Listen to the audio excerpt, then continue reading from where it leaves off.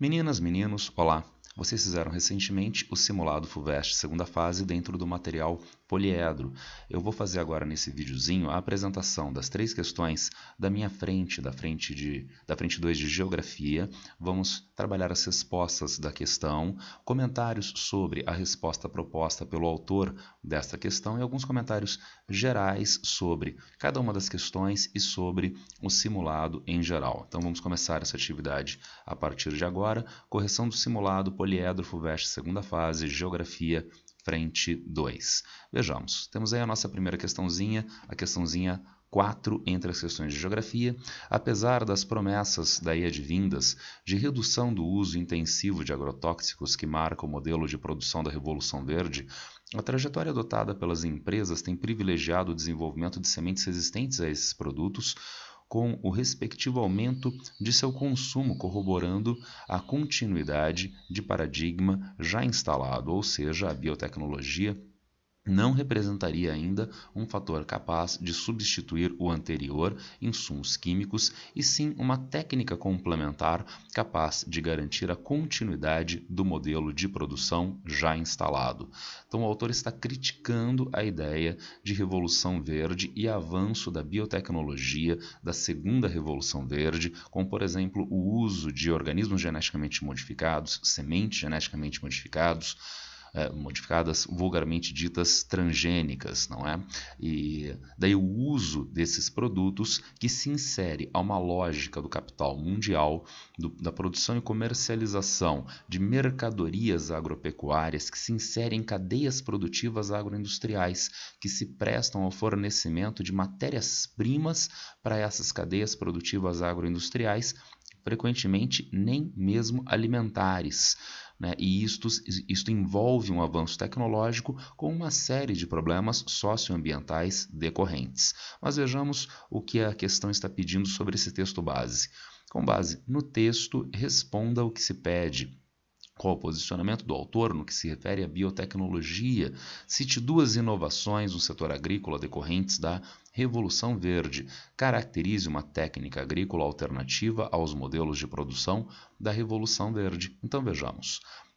Nosso primeiro item, qual é o posicionamento do autor? O autor se coloca de forma bastante crítica, não é? A biotecnologia ou segunda revolução verde, a ideia de organismos geneticamente modificados que reforçam o uso de todo o aparato da indústria, da agroindústria, que já vinha da primeira revolução verde, das raízes da revolução verde. Por exemplo, o uso de agrotóxicos.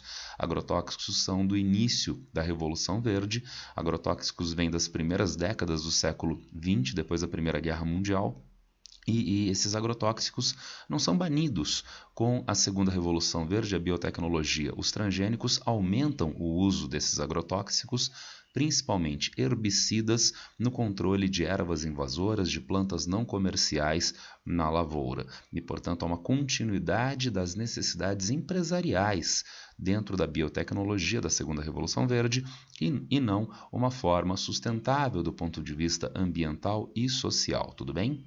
Vejamos o item B. Cite 2 inovações do setor agrícola decorrentes da Revolução Verde. Bem, a Revolução Verde, o autor coloca a partir da década de 1950. Há quem coloque a Revolução Verde ao longo do século XX. Então, não tem problema. Anos 1950 ou ao longo do século XX, a literatura que trata do tema trabalha com as 2 cronologias. Ela se caracteriza pela aplicação de novas tecnologias na produção agropecuária, tendendo a adequar a produção agropecuária, que é muito fortemente vulnerável aos ciclos da natureza, às necessidades do capital. Vamos pensar a questão do regime pluviométrico, e potenciais alterações inesperadas nesse regime pluviométrico. A tecnologia de irrigação minimiza este problema. Mais safras agrícolas, mais safras anuais, então há uma adequação do tempo de produção às necessidades do tempo do capital através dessas tecnologias da Revolução Verde, da segunda Revolução Verde ou Revolução Biotecnológica. Vejamos o item C. Caracterize uma técnica agrícola alternativa aos modelos de Revolução Verde. Se a Revolução Verde aplica tecnologias de ponta para as necessidades empresariais da produção agropecuária, nós teríamos como uma alternativa a agroecologia, que inclusive trabalha dentro de práticas agroflorestais, com controle de pragas, controle de doenças, através de recursos biológicos, controle biológico de pragas, dispensando, portanto, o uso de agrotóxicos. Vejam como esta agropecuária tem um forte valor socioambiental, porque para haver controle de pragas através de recursos biológicos e não químicos industriais, é necessário uma propriedade rural de menores dimensões, normalmente a agricultura familiar, que vai trabalhar então com um circuito curto de produção agropecuária. Então vai trabalhar com uma área de produção e consumo menor, dispensando também o uso de combustíveis que são muito caros, que são muito danosos do ponto de vista ambiental, em uma agropecuária de valor internacional mundial empresarial que trabalha com o comércio mundial dessas mercadorias agropecuárias. Tudo bem com essa questãozinha? Vamos para a próxima. A questão 5 da nossa sequência diz: a Apple vai migrar boa parte da montagem dos iPads e MacBooks para fora da China como estratégia para reduzir os riscos em meio a uma guerra comercial entre o país e os Estados Unidos sem prazo para acontecer.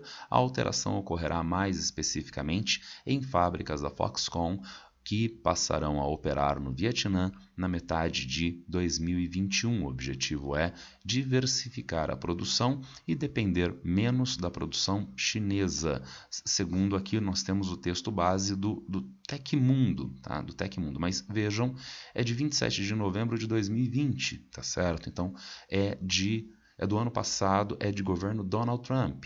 E nós ainda estávamos no desenrolar dos problemas da eleição dos Estados Unidos para agora, 2021. O tema guerra comercial, desta forma, com este enfoque, marcado por rompantes da presidência dos Estados Unidos, marcado por ações unilaterais da presidência dos Estados Unidos, não deve ter continuidade agora em administração Biden. Não que a relação entre Estados Unidos e China vai se tornar uma relação de cooperação, de fluidez. São dois países que se compõem hoje como competitivos no cenário internacional mundial, mas há outras formas dessa competitividade se estabelecer, diferentemente do que eu disse, rompantes, ações unilaterais por parte de um destes países, especialmente estou me referindo aos Estados Unidos do velho governo Donald Trump. Apesar disso, vamos ver do que trata esta questão. Segundo os critérios do IBGE, em qual dos subgrupos da indústria de transformação se enquadra a indústria mencionada, iPads e MacBooks? Explica o papel da China na produção industrial mundial desde os anos 1980. Descreva o contexto ligado à guerra comercial mencionada no texto. Então vejamos.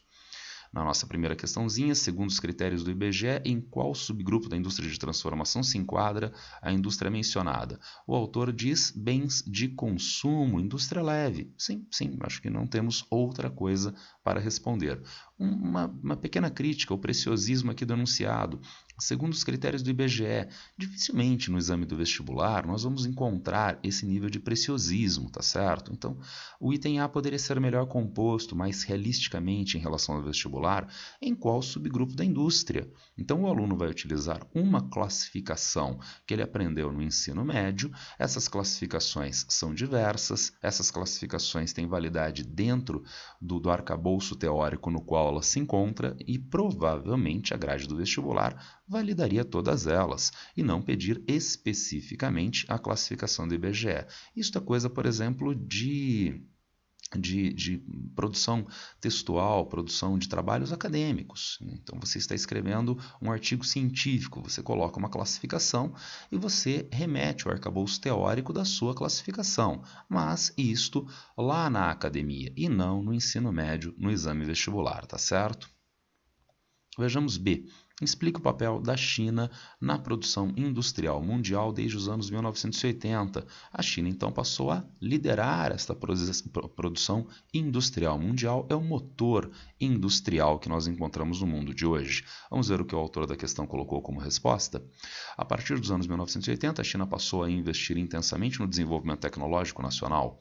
Além disto, o país estabeleceu diversos incentivos fiscais e facilitou a obtenção de mão de obra barata. Dessa forma, a China ganhou papel de destaque no cenário mundial. Atualmente, devido aos fatores mencionados, há muitas fábricas de alta tecnologia instaladas no país em busca de redução de custos de produção. A parte final da resposta entra uma pequena contradição com a parte inicial da resposta do item B. Então o autor está dizendo que ela facilitou a entrada, a China facilitou a entrada de mão de obra barata, né, de empresas, facilitou a obtenção de mão de obra barata. Mão de obra barata é sem qualificação.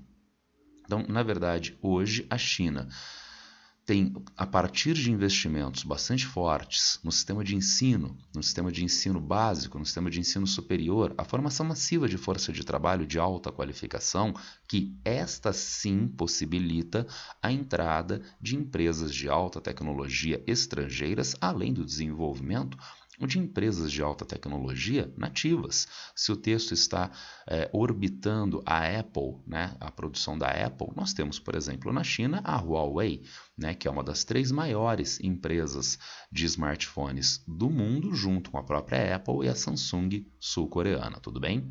E vejamos agora o item C. Descreva o contexto ligado à guerra comercial mencionada no texto. Como resposta, o autor destacou: devido ao seu crescimento econômico, a China conseguiu alcançar o segundo lugar no ranking de maior economia do mundo, atrás apenas dos Estados Unidos, objetivando manter o domínio estadunidense na economia mundial. O ex-presidente Donald Trump estabeleceu diversas políticas protecionistas a fim de dificultar a entrada de produtos chineses nos Estados Unidos e estimular a volta das fábricas estadunidenses presentes na China para o território pátrio.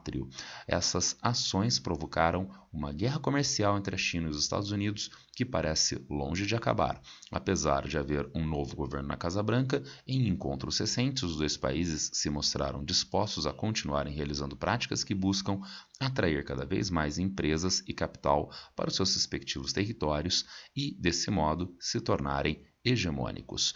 Então, vejamos, parece que a primeira parte da resposta é uma resposta feita pelo próprio Donald Trump. Porque isto sim é o discurso oficial de Donald Trump, colocar os Estados Unidos em primeiro lugar, é quase o mote de campanha de 2016, tá certo? Agora, há uma enorme inconsistência nessas práticas, evidenciada pela própria questão. Por que será que a Apple coloca suas fábricas na China? Será que é para jogar contra a economia dos Estados Unidos? É óbvio que não. Trata-se do território no qual há outras empresas que podem fornecer os insumos, podem fornecer as peças, os equipamentos para o processo de produção da Apple de uma maneira mais eficiente, mais barata, com prazos mais adequados. Portanto, trata-se de uma lógica empresarial de busca de melhores condições de produção. Lembrando que a Apple não é uma empresa chinesa, a Apple é uma empresa americana. Então, quando a Apple precisa sair da China, ela está saindo da área na qual ela encontra as melhores condições de produção, prejudicando uma grande empresa americana que vai ter um processo de produção menos eficiente em escala global. E, portanto, guerra comercial faz parte de um discurso que a gente poderia inserir no chamado populismo de extrema-direita, populismo de direita. Isto joga com o nacionalismo do eleitor. Mas isto não joga com necessidades práticas, necessidades efetivas do ponto de vista geopolítico, estratégico, empresarial inerentes a este processo. E, portanto, discordando levemente da última parte da nossa resposta, não deve continuar guerra comercial. O que deve continuar é o que foi destacado ao final, a busca de cada um desses países da atração de mais investimento externo direto, o que qualquer país do mundo faz e essas grandes potências também. Tudo bem? Vejamos a nossa última questãozinha. Após um século de concentração industrial no estado de São Paulo e de polarização na sua área metropolitana, esse processo foi invertido, iniciando um movimento de reversão da polarização e da desconcentração industrial para várias regiões do país. Como decorrência, a participação do estado de São Paulo na região metropolitana de São Paulo na produção industrial do país reduziu-se de 58% para 49% e de 44% para 26%, respectivamente, entre 1970 e 1990. Desculpem, a buzina do trem passando a 3 km de distância. Considerando os seus conhecimentos e o período apresentado no texto, responda ao que se pede. Vejamos o que o autor quer destes 3 itens, dessa questão. 3 itens. Para quais regiões a produção industrial se expandiu durante o processo indicado no texto? Cite 2 motivos para que tenha ocorrido a desconcentração industrial no período indicado. E, finalmente, o que é descentralização na descentralização na concentração. Então, vejamos, antes de eu avançar, uma coisa que vocês devem ter percebido nas nossas 3 questões. Eu estou fazendo o vídeo, eu já vi as questões, já vi as respostas, eu preparei a apresentação. Agora, eu leio os 3 itens antes de avançar para fazer a resolução. Então, façam isso quando vocês estiverem fazendo as provas. É muito comum os alunos responderem um item posterior no item anterior. Então ele lê um item A, tá certo? Pensa numa resposta brilhante para o item A, só que essa resposta brilhante envolveu a pergunta do item B. Então ele está interferindo nos itens e isto é equivocado, tá legal? Então como se evita isto? Leia os 3 itens antes de começar a resposta. Aí você pode fazer um mapeamento mental do que você vai colocar como texto de cada um dos 3 itens, dos itens que forem apresentados. Vejamos então para o nosso item A, para quais regiões a produção industrial se expandiu durante o processo indicado no texto. O autor coloca, embora a maior parte da indústria nacional continue concentrada nas regiões Sul e Sudeste, as regiões Nordeste e Norte foram as que mais se favoreceram com o processo de desconcentração, haja vista, por exemplo, o crescimento industrial do Recôncavo Baiano e na Zona Franca de Manaus durante o período indicado no texto base. Período indicado dos anos 1970 a 1990, portanto, o final do século XX, tá legal? Certo, mas a gente poderia colocar mais alguns elementos, né? Então a desconcentração se dá principalmente a partir do Sudeste para as outras regiões, e não do Sul e Sudeste. Por exemplo, até os anos 1960, as fábricas montadoras de automóveis no Brasil estavam concentradas basicamente nos estados da região Sudeste, principalmente São Paulo e Minas Gerais. A partir dos anos 1980 90, há um crescimento cada vez maior dessas fábricas em outras regiões do Brasil, inclusive a região Sul. Então, por exemplo, a General Motors, né, no Rio Grande do Sul, nos anos 1990, tá certo? Então, eu diria desconcentração do Sudeste para as demais regiões. E não apenas indústrias de base, como acontece no Recôncavo Baiano, não apenas uma estratégia do governo federal, como acontece na Zona Franca de Manaus, mas também indústrias de bens de consumo dentro de um contexto de busca de melhores condições de produção fora da área de maior concentração industrial, o que já entra no nosso item B. Cite 2 motivos para que tenha ocorrido a desconcentração no período citado. Daí o autor coloca que durante o período mencionado houve uma série de ações governamentais para a interiorização da indústria brasileira a fim de incentivar o desenvolvimento de outras regiões, como o Norte e o Nordeste, tais como melhorias de infraestrutura de transporte e comunicação. Além disso, os governos, parando aqui um segundinho, vejam, isso está certo, perfeito. É a ideia do governo federal agir para descentralizar a produção industrial, criando melhores condições de investimento industrial fora da área de maior concentração. Um exemplo disso é a própria Zona Franca de Manaus, a criação de superintendências como, além da SUFRAMA, Superintendência da Zona Franca de Manaus, a Sudan, a Sudene e o reforço dessas superintendências, a ação das empresas estatais, né, que atuavam também viabilizando o crescimento industrial fora da área de maior concentração. Vejamos agora o restante.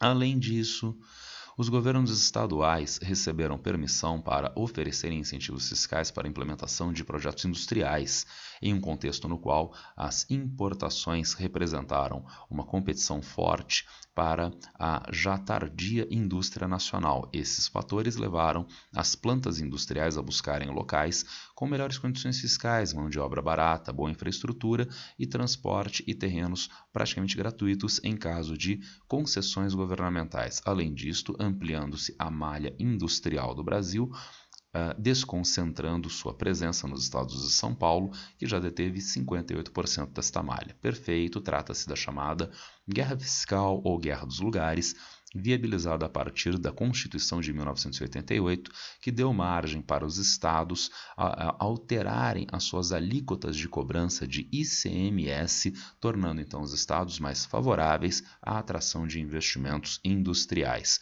Eu só destacaria o seguinte, né, a mão de obra. Então, há uma legislação trabalhista que é de alcance nacional. Por exemplo, as zonas econômicas especiais chinesas têm legislação trabalhista própria, diferente do restante do território. Aqui no Brasil, não. Então, em uma localidade do Nordeste, uma localidade da região Norte, uma localidade da região Sudeste, as leis trabalhistas são as mesmas. Salário mínimo, 30 dias de férias, 13º salário e assim sucessivamente, tá legal? Mas há um diferencial que não é fiscal, legal, trabalhista, há um diferencial histórico no que diz respeito à formação, à organização desta força de trabalho na área de tradicional concentração industrial, São Paulo e fora dela. Em São Paulo, essa força de trabalho já é há anos sindicalizada, organizada e cobra salários mais elevados. As indústrias que não precisam de força de trabalho mais qualificada não vão, então, gastar com esses trabalhadores relativamente mais caros e vão se instalar fora dessa região, possibilitando, então, a superexploração do trabalho fora dessas regiões. Eu colocaria, então, a mão de obra fora deste contexto de guerra fiscal, guerra dos lugares, porque isto não é algo que é induzido pela região, isto é o resultado do processo histórico de ocupação da indústria no território e o diferencial consequente de salário entre a região de maior concentração tradicional, salários mais altos, e a de menor concentração na atualidade. Vejamos agora o nosso item C. O que é descentralização na concentração.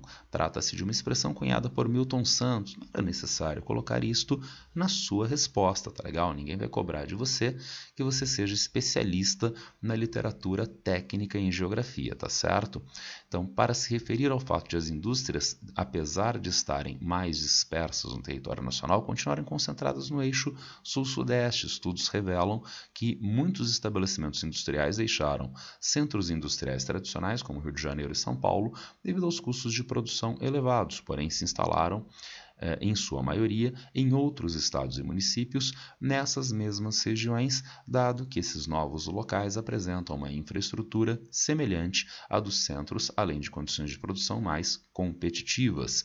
Então, ainda em termos percentuais, a região que o Milton Santos chamaria de concentrada e que o IBGE chama de Sul e Sudeste, concentra a produção industrial, poderia ser o Pinchas Geiger, o Centro-Sul, concentra a produção industrial. Então, apesar da descentralização da produção industrial a partir dos anos 1970, esta região tradicional de industrialização continua sendo a mais forte no percentual total de produção industrial. Além disto, é ela que concentra a produção de maior valor agregado, de produtos que têm um valor tecnológico mais acentuado. Tudo bem?